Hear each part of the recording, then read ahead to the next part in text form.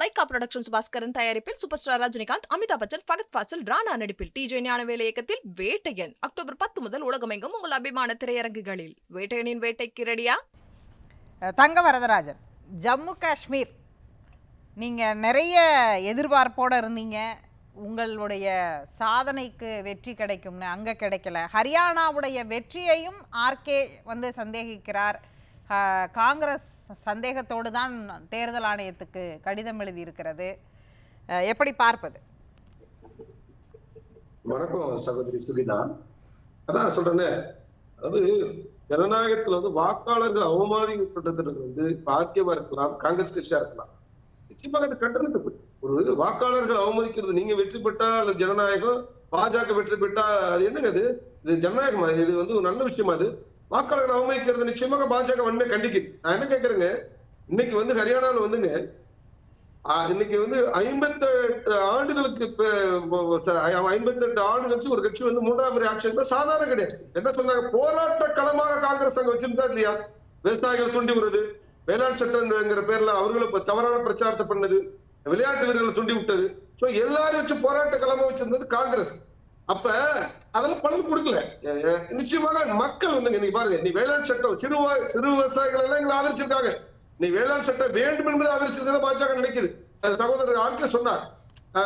நான் முதலாவதாக எங்களுடைய உலகம் மற்றும் உத்தம தலைவர் நரேந்திர மோடி அவர்கள், எங்களை அனைத்து அரசியல் சாணக்கியர் அமித்ஷா அவர்கள், எங்களுடைய தலைவர் தேசிய தலைவர் நட்டா அவர்கள், ராஜ்நாத் சிங், கட்கரி மற்றும் எங்களுடைய யோகி போன்ற தலைவர், அதே போல எங்களுடைய மாநில முதலமைச்சர், ஹரியானா முதலமைச்சர், எங்களுடைய நவாஸ் ஷெரீப், அதே போல எங்களுடைய மாநில தலைவர் மோகன்லால் மற்றும் எங்களுடைய பாஜக தொண்டர்களுக்கு முதலாக தமிழக பாரதிய ஜனதா கட்சி சார்பாக எங்களுடைய தலைவர் மற்றும் எங்களுடைய ஒருங்கிணைப்பு தலைவர் ஹெச்ராஜா சார்பாக அவர்களுக்கு எங்களுடைய நெஞ்சு நிறைந்த நன்றிகள் தெரிவிச்சுக்கிறோம். வாக்காளர்களுக்கு, பாஜக தொண்டர்களும். நான் என்ன கேட்கறேங்க, இப்ப சொன்னாரு சார் சோசியல் இன்ஜினியர் எப்படி ஒர்க் பண்ணுது? அதாங்க, ஜாதியை வச்சு அரசியல் பண்ணீங்கன்னா, மதத்தை வச்சு அரசியல் பண்ற மாதிரி ஜாதியை வச்சு நீங்க காங்கிரஸ் அரசியல் பண்ண முடியாது. நீங்க ஆர்கே சொன்னார் 25 சொன்னார், ஓபிசி 25 சார், 28 தொகுதி ஓபிசி அதிகமா உள்ளது. அந்த 20 நாங்க வெற்றி பெற்றிருக்கோம். நீங்க என்ன சொன்னீங்க? அதே மாதிரி தலித் தொகுதி 17 நாங்க உண்மையை கூட தான் வெற்றி பெற்றிருக்கோம். ஜாட்டை வச்சு அரசியல் பண்ணீங்க, ஜாட்டிகளுக்கு இணையா போட்டு. அவர் என்ன கேட்கிறாருன்னா, நான் ஆர்கே சார் கேள்விக்கு வர்றதுக்கு முன்னாடி இன்னொரு கேள்வியை வைக்கணும். 10 ஆண்டுகள் ஒரு ஆன்டி இன்குபன்சி இருக்கு, அது எங்கேயுமே ரிஃப்ளெக்ட் ஆகாம ஒரு மாநிலம் எப்படி இருக்குங்கிறது ஒரு கேள்வி. இரண்டாவதாக, நீங்க முதலமைச்சரை மாத்தினீங்க, சைனியை மாத்தும் பொழுதே, அதாவது வந்து ஒட்டுமொத்த ஆன்டி இன்குபன்சியை ஒரு முதலமைச்சரை மாத்தி நீங்க அதை வந்து ஈடுகட்ட முயற்சி பண்ணீங்க, அங்க ஒரு ஆன்டி இன்குபன்சியே இல்லை அப்படிங்கிற ஒரு விமர்சனம் தேர்தல் பரப்புரை காலத்துல இருந்தும் வைக்கப்பட்டுச்சு தானே? உங்களுடைய எதிர்கட்சி விமர்சனங்களை பத்தி எங்களுக்கு என்ன கவலை? எங்களுக்கு அந்த மாநிலம் நல்லா இருக்கணும், அவ்வளவுதான். நாங்க என்ன கேட்கறேங்க, அதுதான் சொல்றேன். எங்களுக்கு அந்த மாநிலம் நல்லா இருக்கணும். மக்கள் விமர்சனம் எதுவாக இருந்தாலும் எங்களுக்கு என்ன?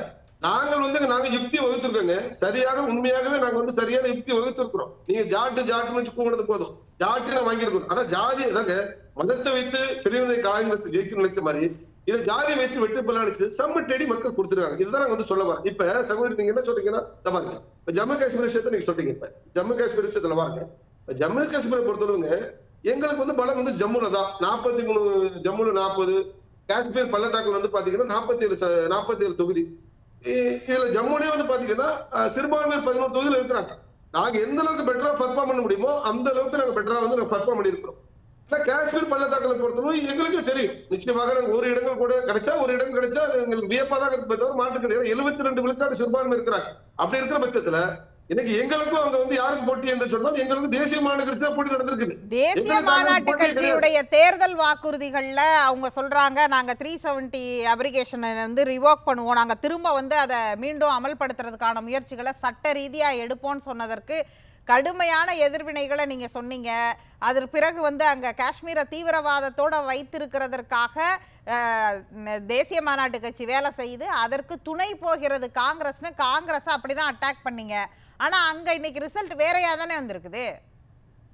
மேடம், எங்களுடைய நோக்கம் வந்துங்க, நாங்க தேர்தல் பிரச்சாரத்துல நீங்கள் பேசுங்க, நாங்கள் பேசுதான். எங்களை பொறுத்தளவுக்கு உண்மையான வெற்றி என்ன தெரியுமா?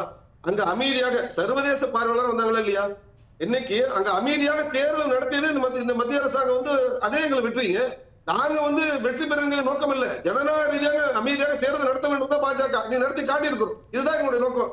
அதனால எங்களை பொறுத்தளவு எங்களுடைய வாக்கு சதவீதம் வந்து பாத்தீங்கன்னு சொன்னா நாங்க 29 தொகுதி ஜெயிச்சிருக்கிறோம், 26% வாக்கு சதவீதம் வாங்கி இருக்கிறோம்.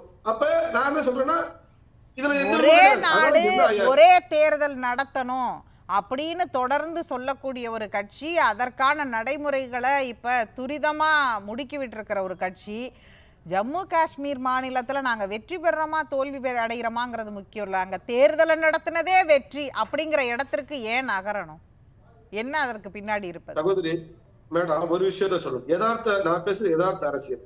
எங்களுக்கு இன்னைக்கு ஹரியானா வெற்றி என்பது நிச்சயமாக சொல்றேங்க. நீங்க ஒரு மாநில தேர்தலை பார்க்க முடியாது. இன்னைக்கு நரேந்திர மோடி செல்வாக்கு சீர்குலைக்க வேண்டும். சர்வதேச சக்திகள் இதுல வந்து ஈடுபட்ட இன்னைக்கு நரேந்திர மோடிக்கு செல்வாக்கு பாஜக செல்வாக்கு என்று சொல்லி இந்த நாட்டை பொருளாதாரத்தில் இன்னைக்கு பாருங்க 3வது வரவிருக்கிற நாட்டை வந்து தடுக்கணும் சர்வதேச சக்திகள். அதுக்கு துணையை போனது வெளிநாட்டு போய் ராகுல் காந்தி என்ன மாதிரி பிரச்சனை பண்ணார். அதனால ஹரியானா தேர்தல் என்பது எல்லா தேர்தலும் பெரிய மகாராஷ்டிரா தேர்தல் எதிரொலிக்குங்க, டெல்லியில எதிரொலிக்குங்க, பாஜக ஜெயிக்குங்க, எழுதி வச்சுங்க. அதனாலதான் மகாராஷ்டிரா ஜார்க்கண்ட தள்ளி வச்சிருக்கீங்களா தேர்தல்? இத வந்து ஆழம் பார்த்துட்டு இதோட எதிரொலி அங்க வருமானு ஒரு செக் அண்ட் பேலன்ஸ் பண்றதுக்கா? சகோதரி நல்லா கேட்டுங்க. நீங்க வந்து பருவநிலை, அதாவது வானிலை ஆய்வு வந்து என்ன சொல்ற, பருவமழை காலங்கள் வந்து நீடிக்குன்னு சொல்லியிருக்காங்க. அதனாலதான் தவிர நீங்க வேற மாதிரியான கற்பனைக்கு போனா பதில் சொல்ல முடியாது. நாங்க ஒண்ணு சொல்லுவாங்க, பஞ்சாப் மொழி பாஜக கைப்பற்றுங்க, இதுதாங்க எங்களுக்கு ஹரியானா வெற்றி. டெல்லி கைப்பற்றுங்க பெருசு கிடையாது. மகாராஷ்டிரா ஜார்க்கண்ட்ல பஞ்சாப் மொழி பாஜக வெற்றி பெறும் அப்படிங்கறதுடைய இது வந்து ஒவ்வொரு பாஜக தொண்டரும் நிச்சயமாக உற்சாகமா இருக்கிறாங்க, மாற்று கருத்து கிடையாது. நாங்க வந்து காஷ்மீர் பள்ளத்தாக்க பொறுத்தளவு நாங்க வந்து எங்களுடைய பெட்டரா பர்ஃபார்ம் பண்ணிருக்கோம் தவிர எங்க நம்பர் கிடைக்காதுங்கிறதுல வந்து யதார்த்தத்தை நாங்க பேசுறோம். எங்களுக்கு அந்த மாநிலம் மட்டும்தான் சவாலா இருக்கு. நான் கேட்கிறேன், நீங்க வந்து 2வது முறை சார் காங்கிரஸ் கட்சியை பொறுத்த 2006, 2011, 2006 அசாம், 2011 அசாம்ல ஆட்சி வந்துச்சு. என்றையாவது ஒரு கட்சி வந்து 2வது முறையாக காங்கிரஸ் ஏதாவது ஒரு ஆட்சி வந்திருக்குன்னு சொல்லுங்க. அதன் பிறகு நான் சவால் விடுறேன். காரணம் என்னங்க, நல்ல ஆட்சி இப்ப ஆர்கே சார் கேட்ட கேள்விக்கு வரும்.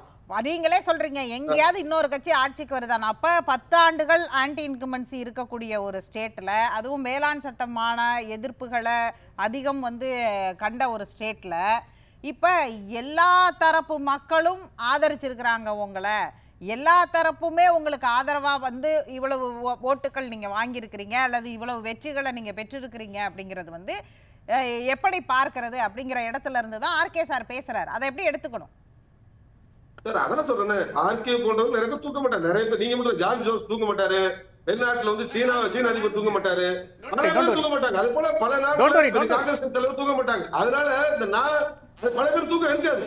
நாங்க ஜனநாயக ரீதியாக உங்களுடைய பொய்யான கட்டமைப்பை தகர்த்திருக்கிறோம். மக்கள்கிட்ட வச்ச பிரச்சாரத்தை மக்கள்கிட்ட வச்ச மக்கள் திருப்பி கொடுத்துருக்காங்க. அவ்வளவுதாங்க இருக்கிற வார்த்தை.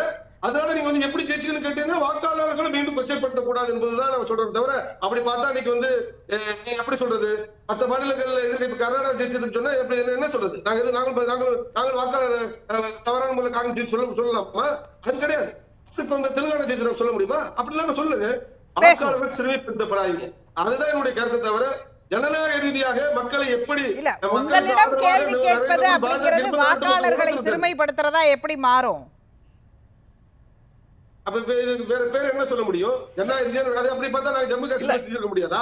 இல்ல தங்கவரதராஜன் வேற எங்காச்சும் இது ஒரு உதாரணம் காட்டுங்க. அதாவது ஜாட்ஸ், இல்ல ஒரு நிமிஷம், ஜாட், நான் OBC Jat, Dalit, upper caste எல்லாருமே சேர்ந்து பிஜேபிக்கு ஓட்டு போடுகின்ற ஒரு இடம் காமிங்க கேக்குறேன். நீங்க வந்து ஜாதி பாலிடிக்ஸ்ல உங்களுக்கு ஈடுபாடே இல்லைன்னே வச்சுக்கலாம். நீங்க வந்து ஒரு காலத்துலயே வந்து பிரைம் மினிஸ்டர் வந்து ஓபிசின்னு சொல்லவே இல்லைன்னு கூட வச்சுக்கலாம். அப்படி ஏன் வந்து இப்படியான ஒரு கம்யூனிட்டி கூட எப்படி வந்து பாஜகவுக்கு எதிராக இல்லை? இதுதான் கேள்வியா இருக்கிறது. இது என்ன விசித்திரமான கேள்வியா இருக்குது. மக்கள் ஓட்டு வச்ச மக்கள் தான் கேட்கணும். உங்க பொய் பிரச்சாரம் எடுப்படலன்னு நாங்க என்ன பண்ண முடியும்? நீங்க வைத்தறியலாம் என்ன பண்றது?